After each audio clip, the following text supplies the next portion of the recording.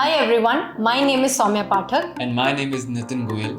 We are yoga and wellness coaches and we are very happy to support Animal Equality's Love Veg campaign. And as a part of this campaign, we are here to challenge you to try a plant-based diet for 21 days. We turned vegan 2 years back and we'll be talking about our journey with you all. Initially for me it was introduction to a plant-based or a vegan lifestyle through a friend who was also doing a teacher's training with us in the Yoga Institute. For him it was obviously for a little bit of selfish reasons because he has been dealing with acne throughout his life. So nothing seemed to be really working. And then we both read about how dairy affects your body in a very negative way.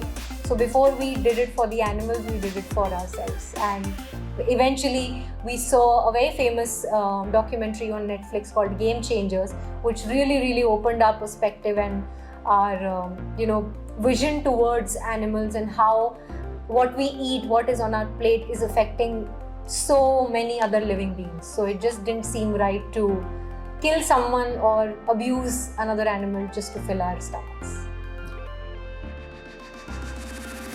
So we have faced quite some challenges on our journey as vegans, especially being in India where dairy is a huge part of our households. Even though you may not be eating meat in your family, you will still be consuming tea or a full glass of milk or nothing, if nothing else, at least some ghee over your chapatis. So the biggest obstacle of course is your family and friends. They think that you're going to lack certain nutrition if you don't consume dairy, and if you come from a household that that eats meat, then they're gonna think the same. Second thing is the availability of food options around us, especially in a tier 2 or a small city where everything has paneer and ghee in it because it is considered a delicacy. So even if you go out for food, you really have very limited vegan options which are nutrition dense at the same time. But we don't have those problems anymore because things are changing really well, really fast. We have vegan options more and more coming up around us, all over the world, I think. So that is great. We get this question so much that, oh my god, you don't eat ghee, you don't eat paneer, or you don't eat dairy, then what do you eat? And our simple response is everything else. Like the Indian cuisine is so rich in so many legumes, different type of vegetables, different type of fruits, and you have so much of variety, and dairy is such a small part of that cuisine, but so dominant that people think that just because we don't consume dairy that we don't eat anything. But our daily diet consists of different type of legumes, chickpeas, kidney beans, all type of dals, different vegetables, and lots of fruits, nuts, seeds, all soy in almost all the forms. Like we take soya nuggets, soy milk, and tofu is a very regular part of our diet. So our diet is actually pretty healthy as compared to what we used to eat before. So yeah, this is what our daily diet consists of.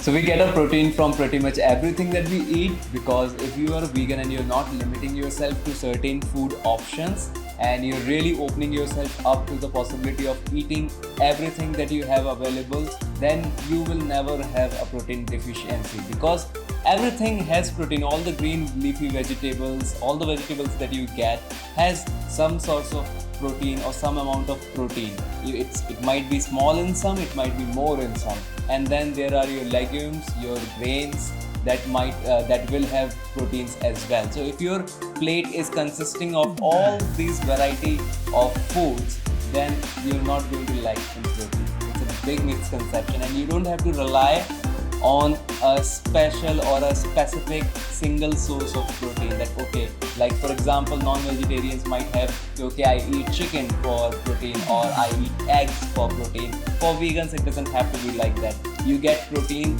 as a whole from everything that you eat.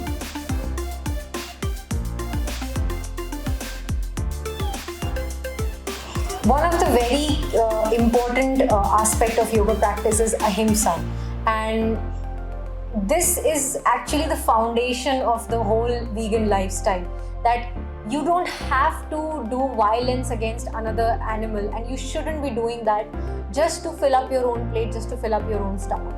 So yes, the ideology behind vegan lifestyle as well as yoga and wellness are very much in alignment with each other. Now, the confusion arises when people associate violence only when it comes to meat and not dairy, because there is very less awareness as to how much cruelty goes behind that one packet of milk or one spoon of ghee that you are taking. So once people are ready to be open to learn about all of these things, the reality behind the products that are coming into their house, they will realize that yoga and wellness in general lies very, very close to a vegan lifestyle. So I think that really works in favor of us.